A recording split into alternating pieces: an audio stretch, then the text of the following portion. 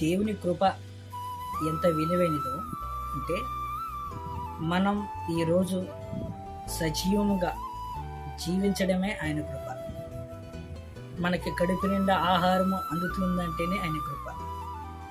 మనం ఈ ఎండాకాల పరిస్థితుల్లో దాహం తిరుగుతుందంటే ఆయన కృప. ఆయన అభిషేకం ఆయన కృప. దేవునిచ్చిన ఆనందమే ఆయన కృప. మన నోట పలుకుతున్నామంటే ఆయన కృప. ఆయన సంగీత నాదాలతో ఆయన్ని మహిమపరుస్తున్నామంటే ఆయన కృప.